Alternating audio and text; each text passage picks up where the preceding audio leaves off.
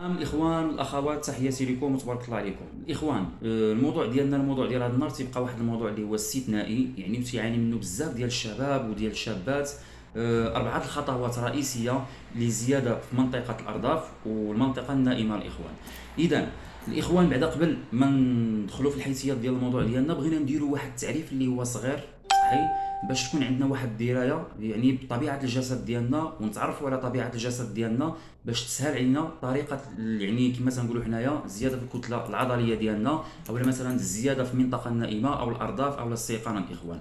اذا الاخوان، كل واحد فينا الاخوان كتكون عنده واحد طبيعه الجسد ديالو، فاحنا تلقاو واحد الصعوبه وواحد المشكل ملي كنكونوا كنقلبوا على الزياده في الكتله، وكثير شيء يعني العنصر النسوي، فهما مثلا تلقاو واحد المشكل اللي هو كبير، يعني في نظرا النساء تكون عندها مثلا واحد، يعني متبعه واحد النظام غذائي مثلا على اساس بان تكون واحد الزياده في الكتله العضليه. فكاين مثلا اللي كتلقى طبيعه الجسد ديالها مثلا تتغلاض، ولكن كما تنقولوا حنا تتغلاض غير من الفوق، يعني كيبقى مثلا المنطقه النائمه والارداف ولا السيقان ديالها، يعني الكتله ما كتكونش عندها واحد القابليه لزياده الكتله يعني في هذه المنطقه هذه. اذا الاخوان، وحتى العنصر الشبابي، يعني كيف ما كنقولوا حنا مثلا اي واحد فينا كيكون على مقبل على واحد الرياضه كيمارسها، وخصوصا رياضه كمال الاجسام، فهو تيلقى واحد الشنآن وكيلقى واحد الصعوبه بانه مثلا يدير واحد الحركات اللي هي رياضيه ويتبع واحد النظام غذائي وتكون عنده قابليه الزياده في الكتله، يعني في المنطقه السفلى. اذا الاخوان، حنا باش نعرفوا حنا المشكل اولا فين عندنا، يعني نظرا يعني اي واحد يعاني من هذا المشكل، فهو عنده مثلا كما تنقولوا حنا طبيعه الجسد ديالو استثنائيه. اذا انا نفكر شي شويه بالدماغ ديال الاخوان والاخوات. اذا انا منين عندي واحد المشكل، ويعني وكنحاول بانني نجتهد في النظام الغذائي ديالي مثلا، وما كتكونش عندي واحد القابليه ديال الزياده، فانا خاصني نخدم الذكاء ديالي ونجتهد مثلا. الاخوان بالنسبه يعني الاخوات، يعني اي وحده مثلا متبعه واحد النظام غذائي مثلا كتقول لك انا مثلا تنغلظ من الفوق ولكن من التحت ما كتكونش عندي قابليه الزياده في الكتله، وهذا يعني كاين واحد العناصر، كاين واحد الاساسيات اللي خاصها تكون يعني من الاولويات، يعني كما تنقولوا حنا في الاجتهاد ديالنا انا باش تكون عندي واحد القابليه الزياده في الكتله، يعني في منطقه الارداف وفي منطقه يعني النائمه ويعني في السيقان ديالي. فانا خاصني شنو ندير اوتوماتيكمون، يعني قبل ما نبدا خاصني نجسد كما تنقولوا حنا هذا الخلل، ويكون عندي واحد الاجتهاد في النظام الغذائي ديالي. اذا شنو غادي ندير هنا؟ حنا تنلاحظوا بان يعني كما تنقولوا حنا بالمغربيه ديالنا، زيد الماء زيد الدقيق. اوتوماتيكمون هاد العناصر فين كتجلى؟ ما يمكنش الاخوات بان وحده مثلا تتقلب على بان يكون عندها زياده في الكتله العضليه وهي ما كتنعش مزيان، او ما متبعاش واحد النظام غذائي اللي هو صحيح وما كتجتهدش فيه. انا منين تنتكلم على النظام الغذائي الاخوان الصحيح، فانا ما تنتكلمش على نظام غذائي اللي هو نمطي او لا عادي، لا. كيف ما تنعرفوا انا مثلا، انا باغي نزيد في الكتله، فانا خاصني ندخل سعرات حراريه للجسد ديالي اكثر ما كيتطلب هو، يعني اكثر من الطاقه ديالي انا. هنا فين تنكون درت الواجب ديالي مثلا في النظام الغذائي اللي انا كندخل الجسد ديالي. وكاينه واحد المساله واحده اخرى، يعني بغض النظر على النوم وطبيعه النظام الغذائي ديالنا الصحيح، فانا خاصني تكون كتجلى فيا واحد المساله. اذا انا طبيعه الجسد ديالي يعني عندي واحد المشكل مثلا استثنائي، بانني واخا نجتهد واخا ندخل الجسد ديالي واحد النظام غذائي اللي هو معين، وما كتكونش عندي قابليه الزياده في الكتله مثلا في المنطقه السفلى ديالي، فهنا خاصني ندير واحد المساله انا. يعني ما يمكنش الاخوان، هو باش نعرفوا حنا ولا باش تكون عندنا مثلا زياده في الكتله العضليه، فانا خاصو يكون عندي واحد التكسير في الالياف العضليه ديالي. اذا اي واحد فينا ولا اي وحده يعني عندها مشكل بان كتاكل ويعني كتلقى راسها كتغلاض وما كتغلاضش، يعني في الزاويه السفلى ديال الجسد ديالها، فهنا خاصو تعتمد على واحد النظام استثنائي اللي خصو يكون مصاحب لذاك المنظومه الغذائيه اللي كتعتمد عليها هي في الحياه اليوميه ديالها مثلا. اذا انا ملي تنتكلم على تكسير في الالياف العضليه ديالي انا في المنطقه السفلى، فانا كنحاول ندمج بعض التمارين الرياضيه اللي كتكون مصاحبه للنوم الكافي ديالي، للنظام الغذائي الصحيح ديال الاخوات. يعني خاصو تكون عندي تكسير، لان تكسير في الالياف العضليه ديالي انا منين كتكون عندي مثلا الاضافه ديال النظام الغذائي ديالي انا اللي تيكون صحيح زائد النوم الكافي، فهنا هاد العناصر كتسمى اساسيات في زياده الكتله العضليه. انا عندي مشكل استثنائي، يعني واخا تناكل مثلا غناطش مثلا في المنطقه السفلى، فانا خاصني على الاقل نجتهد، لان ما تيكونش عندي واحد النظام عادي نمطي اللي ساري على مثلا بزاف ديال الناس اولا واحد المجموعه ديال الناس مثلا تيكون عندهم واحد الاستقرار في النوم ديالهم، استقرار في النظام الغذائي ديالهم، مثلا كتكون القابليه ديال الزياده في الكتله. حنا ملي تنتكلموا على هذا المشكل فحنا كنتكلموا على واحد المشكل اللي هو استثنائي، يعني اوتوماتيكمون حنا منطقيا عندنا مشكل استثنائي، فطبيعه النظام ديالي انا اللي غندخل الجسد ديالي يعني من الناحيه الرياضيه ومن الناحيه الغذائيه خاصها تكون استثنائيه. اذا انا ملي كنكون مثلا كندير انا الدعم ديال النظام الغذائي ديالي والرياضي ديالي، مثلا كنحاول يكون فيه تكسير الياف عضليه ديال المنطقه السفلى اللي كنعاني انا مثلا عندي فيها واحد التخسيس، فهنا تنعطي انا مثلا كنكمل داك العناصر ثلاثه اللي خاصها تكون عندي انا مثلا باش تكون قابليه الزياده في الكتله.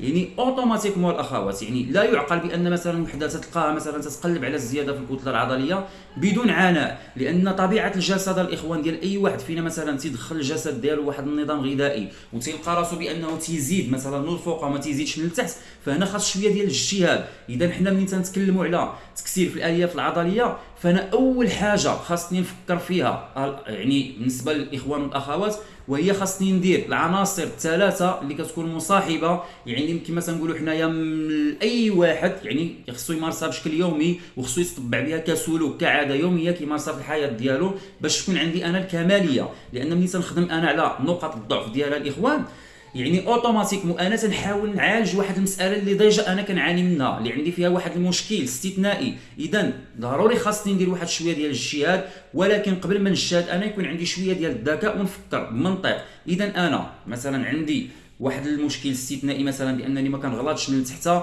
وهنا الاخوان والاخوات فين تنبقاو نلتجئوا حنا لبعض المستحضرات اللي كتكون هي محظوره واللي تيبقاو يكذبوا علينا وتيروجوها وتيديروا لها اللي هي دعايه كيصرفوا عليها بزاف ديال الفلوس. فهو هنا يعني الانسان كما تنقولوا حنا فاقد الشيء لا يعطيه. شحال ديال المواد كيتباعوا يعني عن طريق النوار الاخوان اوتوماتيكمون لو كانت ماده اللي هي صالحه ونقدر انا مثلا ندخلها للجسد ديالي وما يكونش عندي منها واحد التخوف، فانا ملي كنمشي لاي فرماسيون غادي نشريها، ما تكونش كتباع في النوار في السوق السوداء الاخوان والاخوات. لهذا حنا ملي تنقولوا ولا تنهضروا على واحد المشكل مثلا كتعاني منه في الجسد ديالك وما تيخولكش انك مثلا تكون عندك واحد الكماليه او لا تعالجي نقاط الضعف ديالك، مثلا كتكون عندك قابليه الزياده ديال الكتله مثلا يعني كما تنقولوا حنا الفوق الجسد ديالك من الفوق، فاذا هذا المشكل انا ديال الجسد ديالي من الاسفل، فانا باش غادي نعالجه خاصني على الاقل عندي واحد يعني مواظبه في النوم ديالي، نعس السويعات ديالي اللي هما كافيين، زائد واحد النظام غذائي اللي هو صحيح يعني كيكون مثلا استثنائي ما تيكونش عادي.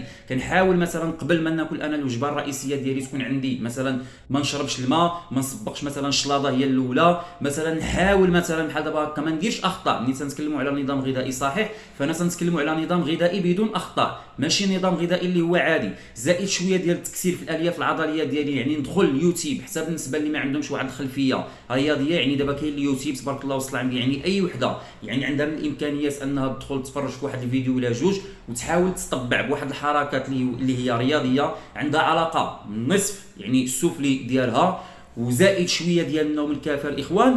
زائد واحد المساله اللي بغيت نذكرها لكم الاخوان واللي كنصح بها صراحه الله وكنحاول بانني نبارطاجيها مع معظم الناس اللي تيجيو مثلا تيتشكاو لي انا من هذا المشكل اللي عندهم. يعني كاينه قابليه الزياده في الكتله العضليه، ولكن كاين مشكل في الزياده في الكتله العضليه السفلى ديالو.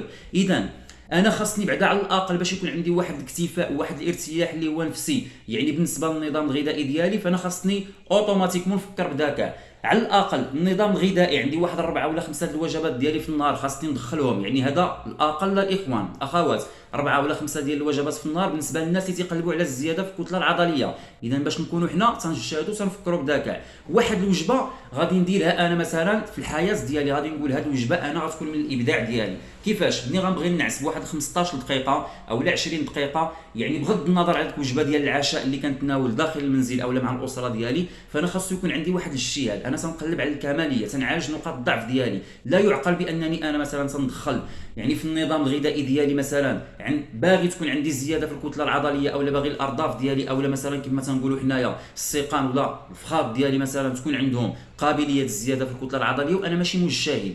اذا انا هنا تنولي تنتبع النمطيه وتنولي تنعاني يعني كتصعصع لي الحلول، وكنبقى نلتجئ لبزاف ديال الوصفات اللي انا زعما تنتاسف صراحه الله. يعني كنلقى الانسان ولا يعني باش نوضح الصوره بزاف يعني الاخوات تلتاجئوا يعني لواحد المستحضرات اللي هي لا اله الا الله محمد رسول الله. يعني الانسان تكون عنده واحد لو ريسك يعني تيدخل الجسد ديالو واحد السموم، واحد المستحضرات، لان فاقد الشيء لا يعطى الاخوان. انت ملي كتجي عندي انا مثلا، واحد الاخت كتمشي عند واحد الانسان اللي ما تيعرفش بينه وبين الله مثلا، ودايرها كتجاره وتيروجها وتيخسر عليها اموال طائله بانه يستقطب منها واحد الارباح وواحد الاموال، فانت ملي انت تجي لعندها الاخت ديالي مثلا وتيكون عندك واحد المشكل، فانت كتكلمي بلا وعي معاه، وهو كيحاول يروج ويدير دعايه لذاك المنتوجات ديالو، وانت يعني ما كتكونش عندك واحد الحنكه، ما كيكونش عندك واحد الاستقرار فيك، لان انت تيبان لك هو المنفذ، هو الثغره الوحيده باش توصلي لذاك الكماليه ديالك. بينما يعني الانسان خاصو يكون ذكي،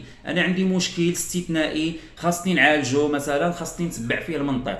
اذا الاخوان نولي نعاود لكم النقط الرئيسيه لزياده الكتله العضليه في المنطقه السفلى بالنسبه للاخوان والاخوات. يعني يكون عندي واحد الاستقرار في النوم ديالي، يكون عندي واحد الاجتهاد في النظام الغذائي ديالي الصحيح، ماشي النظام الغذائي العادي، ويكون عندي واحد الوجبه اللي هي كتكون مسانده ليا، خاصتي تكون مصاحبه ليا قبل ما نعس انا بواحد 15 دقيقه في الليل او 20 دقيقه، باش يكون عندي واحد الاستقرار مثلا وواحد الاريحيه نفسيه بالنسبه للنظام الغذائي اللي تندخل مثلا السعرات الحراريه للجسد ديالي كل يوم. اذا هذا الاخوان اذا تبعت انا هذه النقاط زائد تكسير في الالياف العضليه ديالي، هذه النقطه اللي كتبقى استثنائيه هي اللي نقدروا نعالجوا بها مثلا حنا داك الخلل اللي تيكون عندنا في الجزء السفلي ديال الجسد ديالنا. ضروري ومؤكد الاخت اي وحده مثلا بغات تكون عندها قابليه للزياده في الكتله العضليه ديالها، يعني في المنطقه كما تنقولوا حنايا الانثويه، خاص يكون عندها تكسير في الالياف العضليه ديالها بواحد المجموعه ديال التمارين الرياضيه، يعني كتجلى في واحد 2 الحصص حتى 3 ديال الحصص في الاسبوع،